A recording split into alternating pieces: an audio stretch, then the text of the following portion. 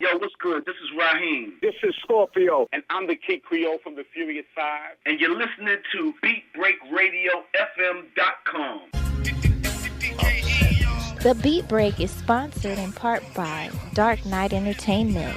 Watch DKE TV weeknights on GSTVonline.org and People TV. Comcast, Channel 24.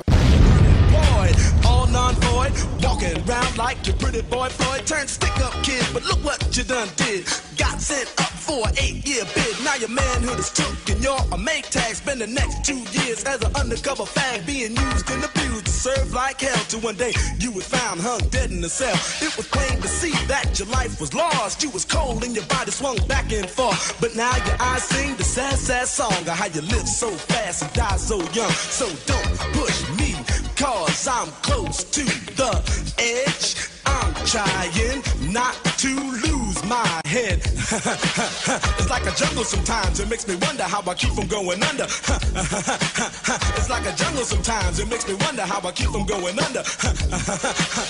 You already know what it is. The Beat Break Radio Show. Twitter.com at Beat Break Radio. Facebook.com at Beat Break Radio. It's the new hardest working man in radio. Sean Garvey back again. It is going down. We have the members of one of the most greatest hip-hop groups in hip-hop history.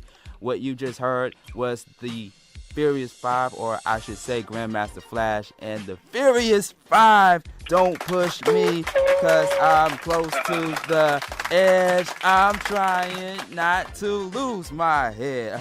That's the part of the song that helped started this classic song off. Ladies and gentlemen, boys and girls, the 1982 classic hit, The Message, Grandmaster Flash and the Furious Five became one of the biggest, hottest hip-hop records in hip-hop history. And we got the members on the telephone line to talk about their upcoming concerts and events that are going to be taking place in Washington, D.C., as well as in New York. The big city, the Big Apple is going down, man. The Furious Five, we got them on the telephone line right here on the Beat Break Radio Show. What's good? What's happening, fellas? let the people know who we got on the line. Well, I am the Kid Creole, solid gold, playing the role of the Prince of... I like how that sounds, the Kid Creole. All right, who else we got on the line? My name is Raheem, in all the ladies' dream except your girl. Wow, I can tell you more laid back. I can tell how you came when you more laid back, Raheem. Raheem on the line. All right, who else we got on the line from the Furious Five? All right, I guess we only got the Kid Creole and Raheem on the telephone line. Shout outs to Melly Mel. Hold up now, we ain't chopped liver now. All right, just want to make that clarification right there on the Beat Break. How you all doing? How you all doing today? No, we good. We great. Glad to be here. Well, we really appreciate you for taking the time and the opportunity to call in to the Beat Break Radio Show to talk about your upcoming events that are going to be taking place in Washington, D.C. and in New York. But before we go any further, got to let you all know that the Beat Break, this exclusive interview with the Furious Five, is sponsored in part by Dark Knight Entertainment. Make sure you check out Dark Knight Entertainment weekdays and weeknights on GSTV, GSTV Online, that's GSTV, Georgia State Television, as well as on People TV, Comcast Channel 24 in Atlanta. You can also go online to peopletv.org. And this show is also sponsored in part by the Rimshot Urban Musical. Oh, who else we got on the line? Who is it? Melly Mel or? Yeah, Mel. What's up? Melly Mel, we got Melly Mel on the telephone line. The Furious Five on the phone line. What's good? How you doing, Melly Mel? I can't call it. It's all good. You know, it's all good. All right, man. Once again, for those who are just tuning in, we got the members of the Furious Five on the telephone line. The Kid Creole, Raheem, and Melly Mel on the telephone line. The Furious Five is going down right here on the Beat Break Radio Show. Like I said, we are also sponsored in part by Rimshot Urban Musical. Is going down. I'm going to give you more information about this wonderful stage production in just a couple of moments right after the interview with the Furious Five. And once again, folks, we are tuned in and turned up with the Furious Five. They got a lot of great stuff coming up. I want to talk about the events that you all got coming up for the 4th of July weekend or the 4th of July week. But before we get into that, let's take it all the way back, if you all don't mind, to 1982, 2 years before I was born, way before my time. Let's take it a little bit back for a moment with The Message. And the song The Message, Grandmaster Flash and the Furious Five. You know what's so interesting? Before I came over here to the studios, I was listening to the song and I watched the video, which, by the way, is one of my favorite videos of all time. And you all showed that conscious side, the ill side of New York. A lot of people say, well, this didn't happen back then in the 1980s, but you still had, the crack epidemic and so much crazy stuff going on in New York. So I want you to go ahead and to explain to the listeners out there that are watching us on voicecast.com and checking us out on Georgia State Television. I want you to break down the science to the creativity, to the creative process of making this song. Did you all make this song, The Message, to pretty much show some awareness about what was going on in your city, in your neck of the woods, or was it just a song that you all were trying to get, success from it? Whichever one want to respond. Yeah, this is Mel. As far as the message go, that was a concept that was totally created and conceptualized by Miss Sylvia Robinson. I mean, when the record first came out, actually, Sugar Hill Gang was supposed to do the record when I first heard it, but they didn't want to do it, and nobody in our group wanted to do it either. But she believed in the record so much that I figured that, I put my voice on the record, and because the record was going to come out either way, because, she was hot on the record, and it took about 3 days to mix, to actually get the right mix, and it took a lot of musicianship to, put all the instrumentation on the record, and then they took a verse from a record that we had previously did called Super Rapping, which is my last verse, The Child Is Born, and then that made the message that we hear today, the message that we hear today.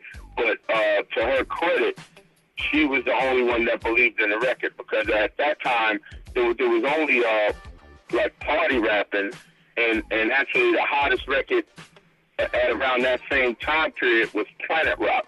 So when the message came out, it totally changed the dynamics of what hip-hop and what music was all about at the same time, because the record was so important, and then the critics in the industry, they acclaimed the records, so highly, like everybody so highly the record, like at that time, with people that really didn't get into hip hop, or really didn't get hip hop, they got the message. You know what I mean? They got that record, so it was mostly luck that we actually did the record, but it was a blessing, because that's one of the things that's the feather in the cap of our career. The difference between us and a whole lot of groups is that we got the message, and don't nobody else got a record of that magnitude.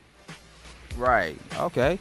That's what's up. Once again, for those who are just tuning in, we got a Grammy Award-winning group and legendary hip-hop group, the Furious Five, on the telephone lines. And they were just politicking, talking to us about how the message came about. Now, fast forward, you all won Grammys. You all got inducted into the Hall of Fame. I mean, did you all knew that this message song, did you all knew that it was going to blow up the way that it did? I don't think that anybody, with the exception of Sylvia Robinson, in our camp at that time, had the foresight to see what the potential was in the song, the message.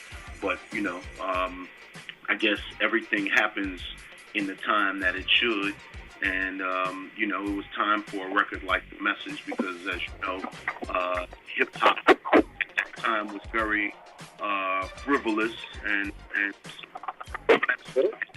social commentary into the mix, and it came at the right time. And this is Raheem. Raheem, okay, I hear that. All right.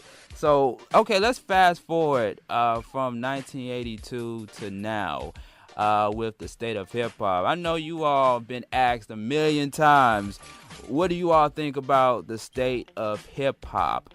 And, there's been a lot of the old trailblazers of hip-hop versus the new schools. I even hear some of the old trailblazers, the pioneers of hip-hop, giving the newer cats some recommendations and some positive words about what they are doing. And then you have those that felt like, they're not really true to the culture that we built as pioneers and as trailblazers of this wonderful thing called hip-hop. So I kind of want to get, for those that are inquiring, what is you all's take on the hip-hop today, especially with the South? If you listen to a lot of radio stations, they play a lot of Southern hip-hop, a lot of rap from the South. So what is you all take on the state of hip-hop right now? Well, the majority... Yeah, Melly Mel, Kid Creole, or Raheem, whichever one want to respond. Yeah, this is Raheem. The majority of the artists in the game today, whose songs that you hear with any regularity, like in rotation, in other words, they're paying for their spins. Like the record labels are paying radio stations for their play. And we know that that's not legal, but they found a way to accept this money without calling it payola. And so for that reason, that's one of the reasons why that kind of music saturates our local radio stations.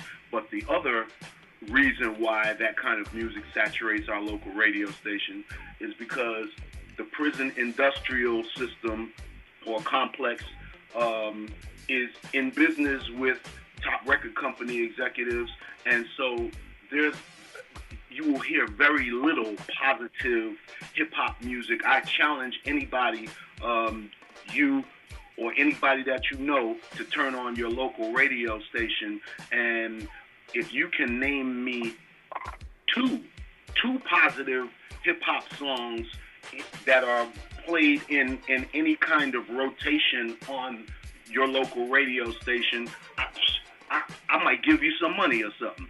Because at the end of the day, every song in rotation on every hip-hop radio station, if they are keeping up to date with what they acknowledge as the current hip-hop artists in the game today, you'll notice that none of the songs, every song that's in the rotation either disrespects women, promotes and glamorizes drug selling and usage, and the other thing is violence. It promotes violence, killing, talking about, I'm not trying to put any one artist on blast, because in my humble opinion, it is beyond our control. We no longer control our culture, and we have not controlled our culture since it was embraced by the music industry and corporate America.